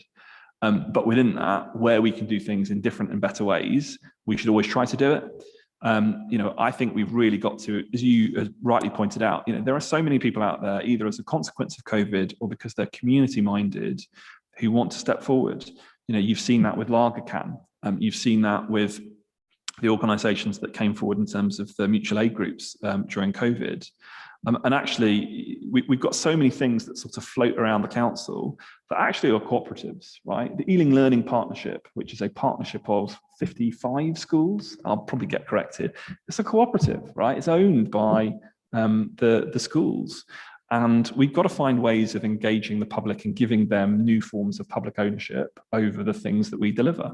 And if that means that we can involve them in how we deliver our parks, if that means that we can involve them in how we deliver our libraries, if that means that we can involve them in delivering on the things that we know that the community wants to deliver, then actually that's a good thing. I think that's a positive thing, because more community ownership over the things that we love, and therefore they get to control, I think the better we will build the type of community spirit and resilience that we need. And we'll also be able to sort of deal with some of the challenges that we know that we have to preserve the services that people value and love if the government won't give us the money that we need to run them ourselves. Right, thank you. I'm going to wrap it up on this particular agenda, but thank both Kieran and Councillor Mason for coming tonight. I know there's a number of points to be made by various members. The Vice Chair, who's away on his holiday, talked about some of the different portfolios, but obviously I think some of that will bed down, and clarity, I think you said it's on the website as well. Councillor Rooney's point about dentistry access was important. The vision and priorities that Councillor Summers talked about, air quality, Councillor Chowan, delivery. I think Councillor Driscoll, I may have sort of really subsumed it to that level.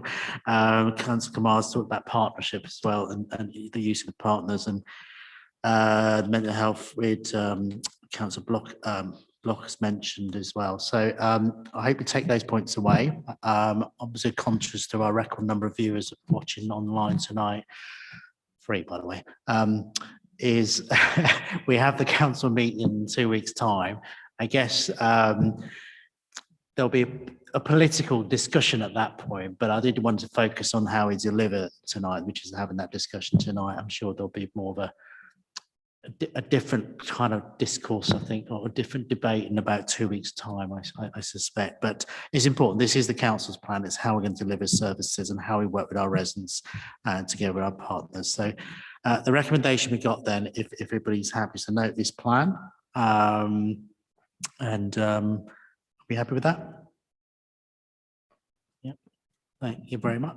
So thank you, both Kieran and Councillor Mason. Obviously welcome to stay. Not long now, but next item I've got is a verbal update from Councillor Blacker, who's the new cabinet member for Healthy Lives. This is on the local response to COVID pandemic.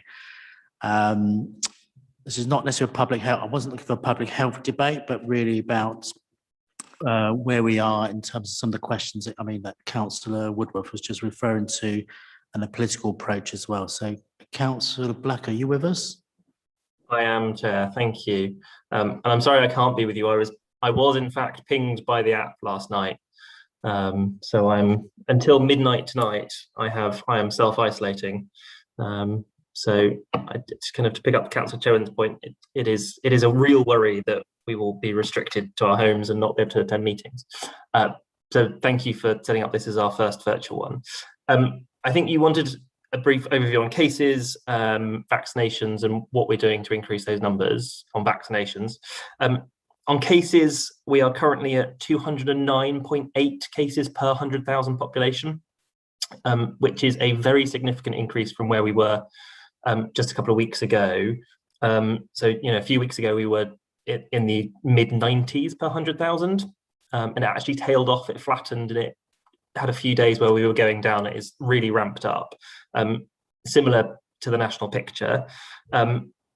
So that number 209.8, similar to London, similar to Northwest London, it is lower than the England average at the moment.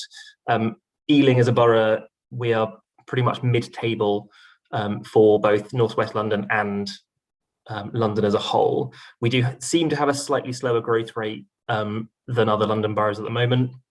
But again, looking at how rapidly it has increased in the last few weeks, I don't think we can set too much store by that. In terms of where those are, at the moment, Acton, Hanwell, Greenford, to some extent, the higher numbers, and it is very much the younger population. So if you think, our kind of 20 to 29-year-olds account for about 13% of the borough, they're actually about a third of the cases at the moment. So just to give you a sense of that skew in the age profile of the cases. On vaccinations, we're at 61% of the population with first doses and 40% on their second. Lower in Acton, lower in Northolt. And in terms of events, so you'll have seen pop-ups have been organised in Acton over the weekend, and Dominion Centre. If I can just scroll to my list, we're back at the Dominion Centre, or the NHS is back at the Dominion Centre tomorrow night, and doing another evening session. So it was a really popular evening session last week, and again every evening next week, including Sunday all day until 6 o'clock. So those ones are confirmed.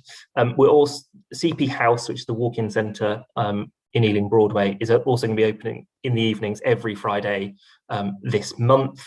There are more sessions that have a TBC next to them, so I'm not going to get people's hopes up with what those sessions are just yet, but looking at somewhere in Greenford and going back to Acton with evening sessions, or going into the evening, because we know that's where people, that's a better way to reach people and where people are.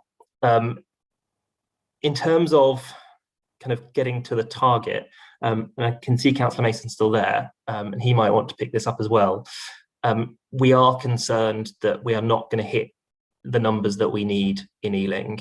And Peter, did you want to just say about the letter that we sent to Sajid Javid today and pick that up for the committee now?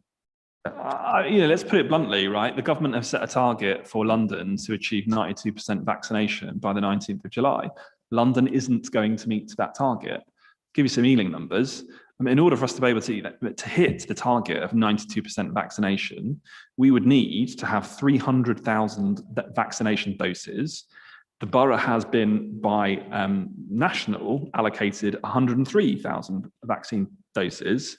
And the NHS doesn't think that we've got the confidence to be able to deliver 103,000. Our current capacity is 83,000 in terms of the projection of capacity going forward. And they're working like nothing. Well, no, wrong. They are working incredibly hard, like nothing that you have ever seen, to be able to increase the number of vaccines that they think that they can deliver. Now, what the NHS is saying is that they're going to downgrade our figures by about 19% on the basis that GP lists are different from the ONS lists. But we know from the surge vaccinations that we've done in different locations that about 25% of people who walk in off the street are not registered with their GPs. And we've done about 5,000 to 6,000 of them already. So I'm afraid the government are saying 92% by 19th of July. There simply isn't enough vaccinations, and the capacity within the system to be able to physically put shots in arms just doesn't exist. And the people who are doing it are absolutely exhausted because they've been working their socks off for months and months and months to get to the position that we are.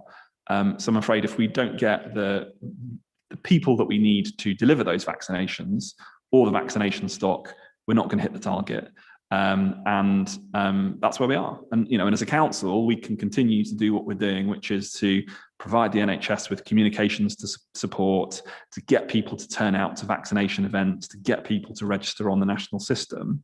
But that's our role, right? We are supporting the NHS as much as we can to provide them with the venues that they need in places like the Dominion Centre and hopefully Greenford Hall and a few others, sort of doing some brokerage that we can. But we need action. We need an increase in our vaccination doses, and we need people to do the vaccinations. It's not a question. There are specific communities where we know uptake is lower, and there is specific issues of hesitancy, but there is demand. The session at Arc Acton on Sunday was meant to finish at 12 o'clock lunchtime, and it went on past 2 o'clock. Because we simply had people queuing. One of the other issues, of course, is, as Peter says, it's not just an Ealing problem. London is getting shortchanged here. And we had people coming from other boroughs because they heard that we had a pop-up event on and that we might have spare doses, which obviously affects our numbers. We're not going to turn people away. And certainly our NHS colleagues are not going to do that. But it does reduce the supply for our residents when doses allocated to Ealing are being used for residents of other boroughs. So we have a number of challenges, the biggest of which, as Peter says, is that we are about 2/3 short of the doses we need to vaccinate the required numbers in Ealing. But I think that's probably enough, Chair. I know people have got their hands up, and I'm happy to take questions. Yeah, thank you. Sorry, can you just clarify the last point in terms of the shortfall? So there's a lot of numbers being given out. Sorry, the percentage, you said 2/3 shortfall. Is that right? Yeah, so we need about 300,000 doses. So about 150,000 people could get first and second doses, so about 300,000 doses. We've got about 100,000 allocated to us. So we've got 1/3 of the doses we need, so 2/3 shortfall. I've got a couple of questions online. I think I've got, and then in the room as well. But so Councillor Ball, I think, is the first one. Yeah, thank you, Chair. Clearly vaccination is the most important thing, but you're constrained by supply. So I'd like to ask about something different, which is was touched on by Councillor Woodruff earlier on, to do with the changes which the government are making, which I think many people would agree that the government is abandoning mask wearing and social distancing too quickly. The question is, as a council, and a council with some quite high case figures, as we heard, can we continue to push businesses in our borough to stick to the scientific best practice of encouraging people to wear masks and trying to have social distancing within businesses, as opposed to just saying, well, the government doesn't require it anymore, so there's nothing we can do. Okay, Councillor, thank you for that. But I think if you might need to get a better headset, I think, wherever you are in the world. I mean, could you make it out? Yeah, I could hear it, Chair. Yeah. Okay, great. So, Councillor Ball, I think any level of government, their first responsibility is to protect people. If Westminster isn't going to do that, we certainly will. So we will still be advising people on the best way to keep themselves safe. Okay, thank you. Can I, Councillor Young? Thank you. You've given us the figures for the confirmed positive cases, which is 209 per 100,000. What's happened to other hospital admissions at the same time? So there are admissions. There aren't as many yet. And I think the latest update we had was that North West London weren't necessarily concerned at this stage. But the point is, Councillor Young, when you have the law of large numbers, even if the percentage of cases ending up in hospitalisation is lower than it was this time last year, just by virtue of the fact that there are so many cases, that number will go up. That number will go up and there will be more deaths, just by virtue of the law of large numbers.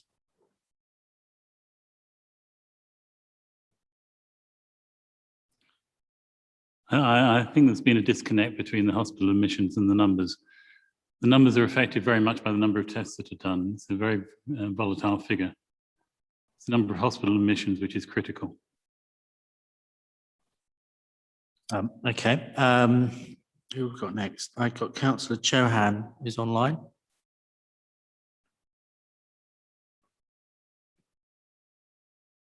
You there?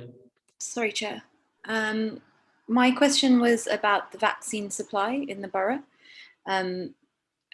Councillor Backer has mentioned that that we have a shortage ostensibly, but I also understand that some locations are currently haven't been utilised to their full effect. Today, I received a phone call from a pharmacy in Northolt that's just started providing vaccines. It's a Grand Union Village Health Centre, and they said they were underutilised very much so last Saturday. And if it's possible to just plug them, because they mentioned that they'd like, Councillor Taylor mentioned that lots of people are watching, and they have 3 days coming up on the 10th, the 12th and the 13th. That's this coming Saturday, Monday and Tuesday, where anybody over 18 can go in and get a jab from 9 AM to 5 PM, and it's walking. So how can we, I guess, going back to the question, how do we manage to best make use of the resources that are spread out across the borough to ensure that they're all getting used on time? And just as a final note, they have Pfizer. That's for anybody who's out there and hasn't got a vaccine. Please do go. Thanks, Councillor. Yeah, I think I got that message from them earlier as well to plug them, and certainly we need to kind of communicate every single opportunity for residents. So we'll certainly plug that. I think there are some kind of mixed messages, certainly around when people can get second doses as well, that are starting to confuse people. And I think, clarity from government in terms of what policy should be will help people understand when they should be coming forward. But the message from us is certainly, come forward, get your first dose, and then when you're eligible, get your second. And we will publicise every opportunity to do that. Thank you. I've got Councillor Kumar next. Thank you. I just wanted to know about, are you still just dealing with Pfizer and Astra, or is Moderna also going to be introduced? Because there are several residents who have inquired. Actually, I'm one of them, but I did hear at a meeting about 10 days ago that Moderna was coming into the borough, that you were going to use that. But then when I checked with our team, they said, no, it's not happening. So it'd be helpful to know if that is going to happen. Yeah, so we were confirmed 2 pharmacies in Acton, because Acton's been a bit of a desert for vaccination centres, which were due to be giving out Moderna. That's now been held up somewhere nationally. So again, we think that's a supply issue, that having signed this off, the supply isn't actually there to roll it out. So they were meant to start this Monday, as in the 5th. They haven't, and that's a supply issue. And that's part of the letter that we sent to Sajid Javid today, to say that he needs to get his act together, because, as you say, people want the Moderna vaccine. We want clinics in Acton, because we know that people want to go somewhere close to them. and it's just been taken away from us. Thank you. Thank you. Yeah, I mean, just to echo that last point, Councillor Blacker would know, because I mean, for months, myself and Rupert Huck, we've been chasing, and Rupert Huck, particularly with ministers, weekly calls with the minister as well, to that desert, if you like, in Acton particularly. And I know the Moss did a particular pop-up one day, but it's been a struggle. But I was grateful last weekend we had those pop-up events outside Morrison's and the Academy. So I've got, I think, Councillor Anjum. Thank you, Chair. Yeah, I just wanted to ask if the council has up-to-date data on the Ealing population who has been vaccinated and they have received their first doses. And in terms of effectiveness, I mean, are there any cases from people who have already been vaccinated and they still got infected? And second question is about the hesitancy, the vaccination hesitancy. I mean, have you clearly identified what groups of people have been identified with this, and what percentage of those groups have actually accepted the vaccination, and what work has been undertaken by the council so far to persuade them to take vaccination? Third question, the Delta virus, I mean, where do we stand? How much cases of Delta virus have been recorded so far? Is there any hospitalization? And what we are doing to make sure that we prevent further increases? Thank you. Thanks, Councillor Andrew. So in terms of the vaccination rates, as I said, 61% of residents have had their first dose, 40% their second.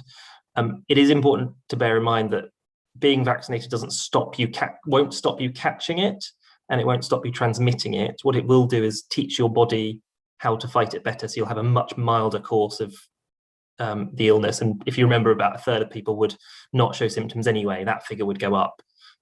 Which is particularly why it's so important that even if you've had your vaccine, to continue following public health guidance, continue getting tested and self-isolating when necessary. So I've had both my jabs and, as I said, pinged last night and self-isolating until I can stop.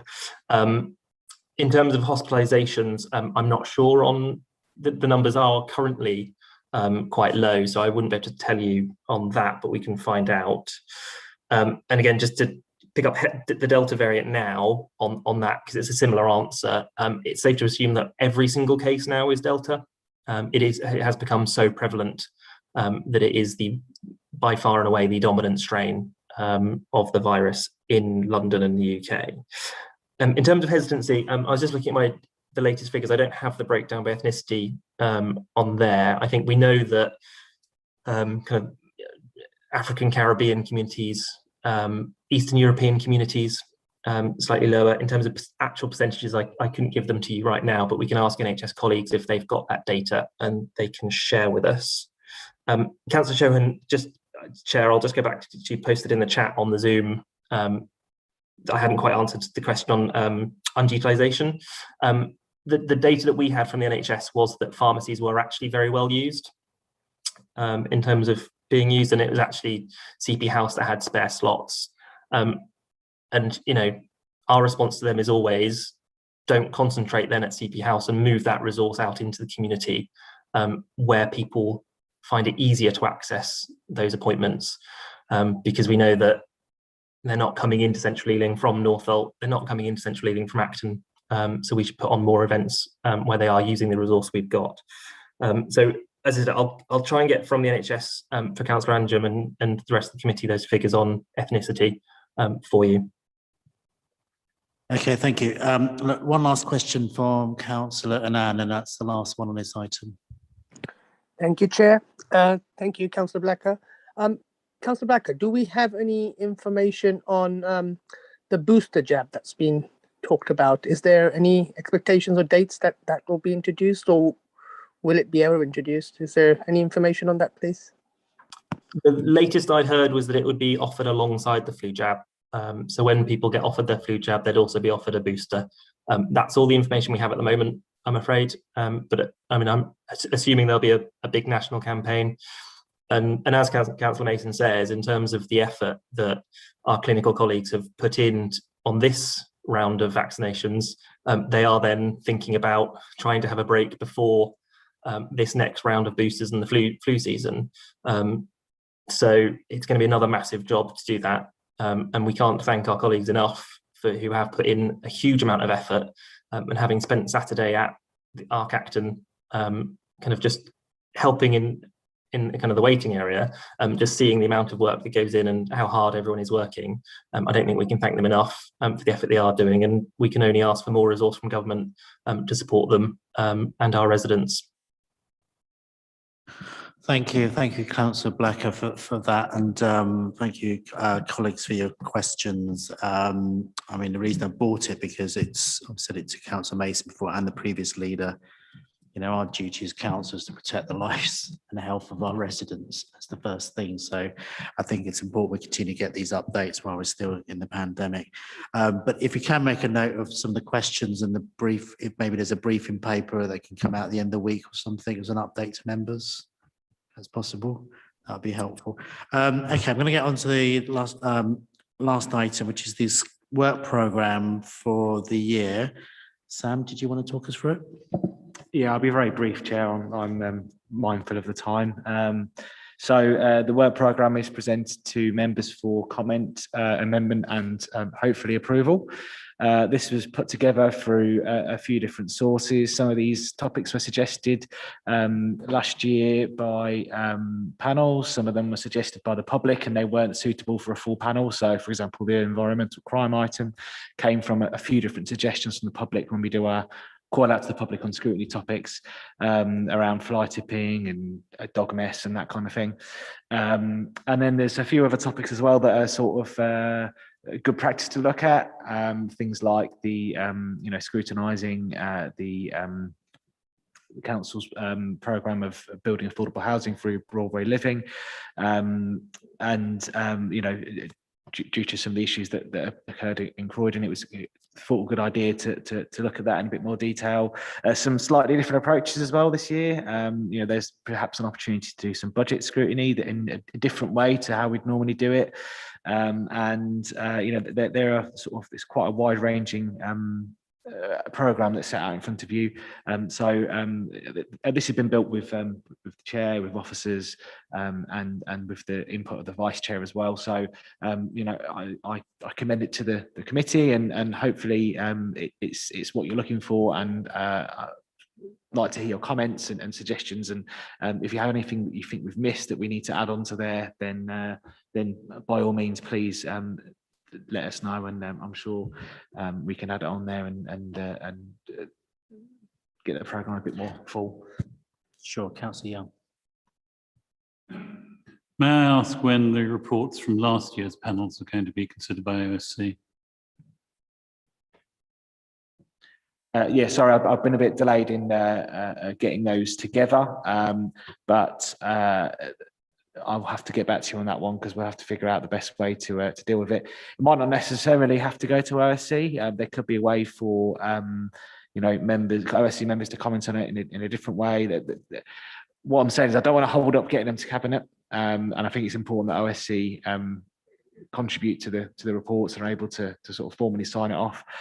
So there will be a way for it to come to OSC, whether it comes to it formally or whether it goes around in a different way. But that's something I can work out with the chair and with the committee, the right approach for that. Yeah, I think formally they do need to be approved by OSC. And quite often we do amend the recommendations that come through to us. Don't necessarily just rubber stamp them. And I'm worried that the October meeting is already quite busy. I understand. Let me work on this one with the chair and we'll figure out a way to deal with it. There's more than one ways to do things in governance terms. You know, leave it with me. It's a good point, and I'll take it away and come back to you on it. Yeah, we can discuss, but obviously you can see some of the items on there. They are big items as well, which are important to discuss as well. I think we'd love to talk about everything at times, but we obviously can't. But Councillor Kamal? I just wanted to check on the date. Hasn't that been changed to the 14th, 7th of October? There is consultation on changing that since the agenda was published. So yeah, that's a good point. That's not been agreed yet, but it's something that the whips are consulting with their members on. So it's likely that date will change. It's a result of having to amend the cabinet date, which means, of course, when you amend the cabinet date, you've got to amend the OSC date. So that changes in the process at the moment. So you should all hear about that from your whips as they consult with you all. Sorry, clarify that one. That's the first I've heard. The cabinet date needs to move to accommodate there's some change of the I can help with that one. So I can help with that one, Chair. The cabinet date for that particular cabinet was scheduled by, I think inadvertently by committee services to be the same evening as Yom Kippur. And as a Jewish leader of a council who chairs that committee, it was spotted. So I think we are amending the dates accordingly.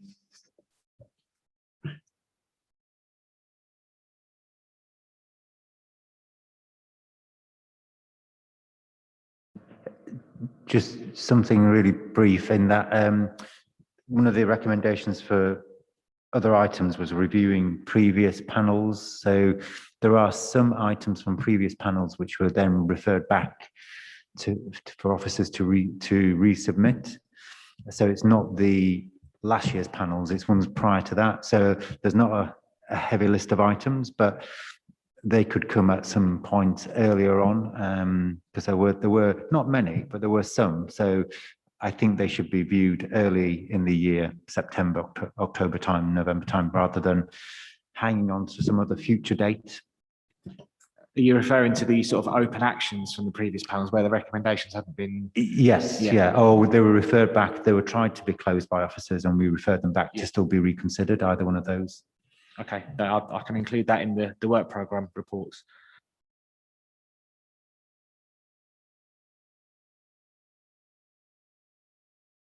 It was just very briefly, I just wanted to clarify, and in light of what we heard earlier about the climate emergency, have paper agendas for all committee meetings been sort of phased out now? Or?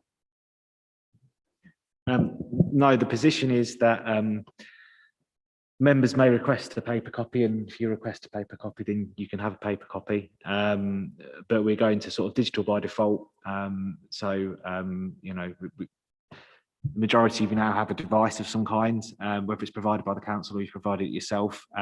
You know, the devices are provided free of charge to members. And so we very much hope that you will make use of that for your agenda papers.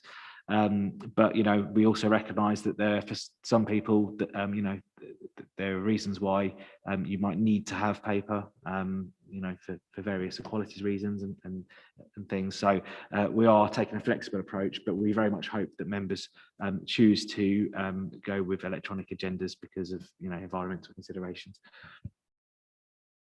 Can I just say that because my Surface Go has run out of power, that we can get some plugs in here as well if we've got to use our tablets. Who was next? Councillor Woodruff. Just to say, I think when the Leisure Committee came, there was quite a big thing about the council having a new arts culture type strategy. And I know that got delayed by COVID, but I think Councillor Anna and the cabinet members said it was still, that was still the possibility of doing it. And I think it would be useful if the committee, I mean, obviously that Leisure Scrutiny Committee no longer exists. So I think OSC at some, if it could sort of find some time to sort of find out what's happening about that. I realise obviously it's been affected by COVID, but hopefully within the next year something will happen. And I would hope we could sort of find a space on the agenda somewhere. Yeah, sure. I mean, obviously looking at his items, I mean, there will certainly take some time. We've got the, apart from the calling meetings, we've got qualities in December, which, we need to give it some real welly on that one. The budget scrutiny item, which normally takes at least a couple of hours, crime and disorders, a couple of hours. So we'll work out a way. I think not to forget what's happened in the past, to bring those forward, but it's trying to find a mechanism without, revisiting those issues all at the same time. I've got a couple of people online still with their hands up. Praveen and Anne, did you want to ask a question? Sorry, Chair, legacy hand up, put the hand. And Councillor Chohan as well. Yes, thank you, Chair. I just wanted to clarify whether the October meeting, Parking Services, will also be looking at CPZ sort of zones and how we've been operating and reviewing those. I think that would be my first clarification point. And my second question is whether there's scope or space to analyse how the council's adoption of the climate emergency plan is proceeding. It's a very progressive plan. I think it's very challenging in its scope. So I think it'd be interesting to sort of get an overview on how well that's being adopted across the council, and especially because it's, as it's a climate emergency, it's a pressing issue. So yeah, if we could get some feedback on that. Okay, I think, in fairness, there's Councillor Rice has got an entire panel devoted to climate emergency as well. This is really an item about what else we can consider. But in October, we're talking about environmental crime, because I'm aware there have been suggestions about bringing that forward and to look at some of these issues. I'll make a note of it, and we'll make a note of it to talk to Councillor Costigan to talk about that one. I was told Parking Services apparently is an interesting report. Occasionally we'll see how we can fit that in. But I think it's and then potentially a council meeting, we're talking about some pre-budget scrutiny at that meeting as well. I don't know how advanced we will be with those plans, but we would talk about, rather than the February meeting, if idea of proposals and development, but we'll have to manage that agenda carefully.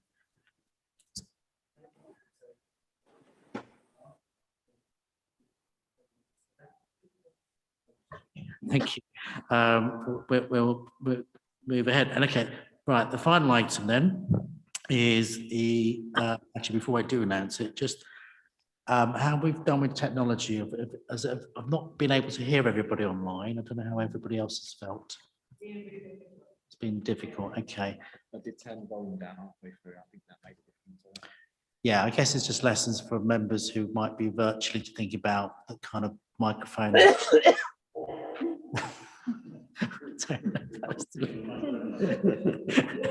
Rather timely intervention. Thank you, whoever that was. Okay, right. The next meeting scheduled to be held on the 5th of August. Now, I understand according to the process that is a call-in meeting. So if any items arise from the July meeting as a call-in, then and that's accepted, then that meeting will happen in August. If not, then that meeting will not take place. So thank you everybody for attending, and those who large numbers viewed online. Thank you and good night.